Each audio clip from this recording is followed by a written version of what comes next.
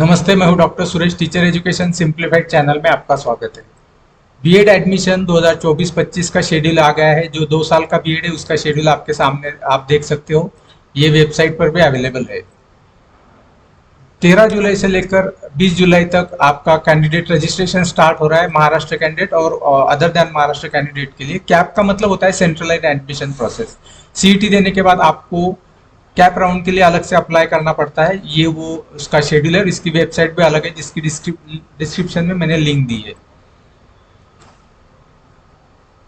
उसके बाद 13 तारीख से लेकर 24 तारीख तक ई स्क्रूटिनी होने वाली है। इसका मतलब ये कि आपने जो डॉक्यूमेंट अपलोड किए हैं वो वेरीफाई किए जाएंगे, ऑनलाइन वेरीफाई किए जाएंगे। तो आप रेगुलरली देखते रहिए कि आपका जो डॉक्यूमेंट अपलोड है वो वेरीफाइड है कि नहीं। वहाँ पे स्टेटस आता है कि वेरीफाइड है, पेंडिंग है।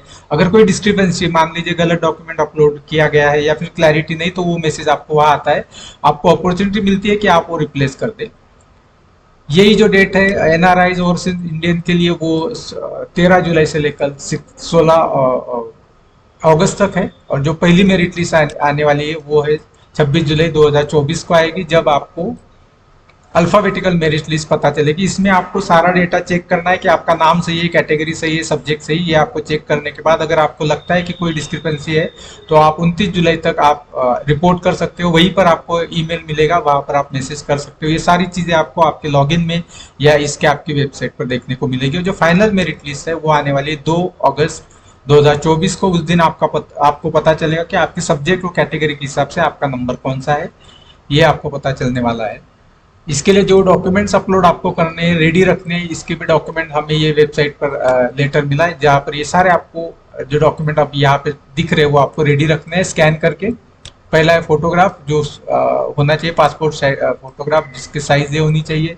दूसरा सिग्नेचर का एक इमेज जो आपको अपलोड करना है वो भी 10 से लेकर 20 केबी के बीच में होना चाहिए। उसके बाद के जो बाकी के जो डॉक्यूमेंट है वो पीडीएफ फॉर्मेट में होने चाहिए। उनका मैक्सिमम साइज जो है वो 500 केबी तक होना चाहिए। तो आप पहले ही स्कैन करके उसको इस साइज में ला के रखिए, सो दैट आप ये भी देख सके कि जो डॉक्यूमेंट अपलोड करें उसका साइज ठीक है और वो रीडेबल है कि नहीं है। ये क्लैरिटी भी आपको यहाँ पे रखनी है। कौन कौन से डॉक्यूमेंट चाहिए? ग्रेजुएशन के सारे मार्कशीट चाहिए।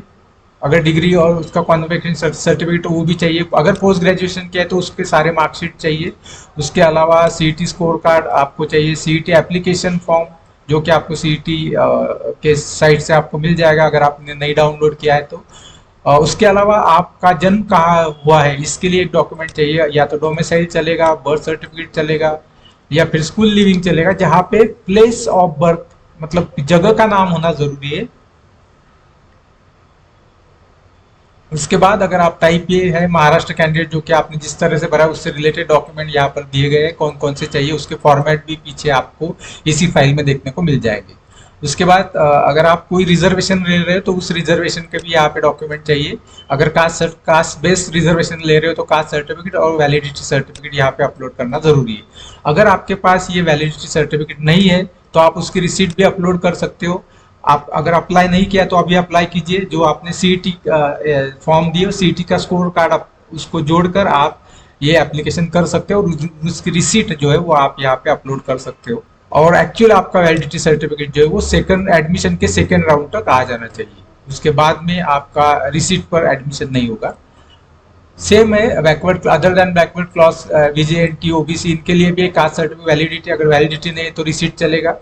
और साथ में नॉन क्रिमिनल सर्टिफिकेट चाहिए जो कि 31 मार्च तक आएगा। अगर ईडब्ल्यूएस है तो सर्टिफिकेट चाहिए, एक सर्विसमैन, ये सब चाहिए। तो इसके सारे फॉर्मेट आपको नीचे दिए गए, आप देख सकते हो। ये सारे रिक्वायरमेंट डॉक्यूमेंट दिए और कौन सी कैटेगरी के लिए क्या डॉक्यूमेंट चाहिए, इसके प्रोफार्मा सारे यहाँ पर अगर आप देख सकते हो तो यहाँ पे ये सारे मिल जाए।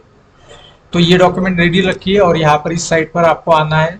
यहाँ पर आकर आपको न्यू लॉगिन के लिए जाना है। अब यहाँ पे न्यू रजिस्ट्रेशन का टैब आएगा जब ये स्टार्ट होगा। अभी क्योंकि आया नहीं, यहाँ पे न्यू रजिस्ट्रेशन आएगा, वहां पे क्लिक करके आपको आगे प्रोसीड करना है।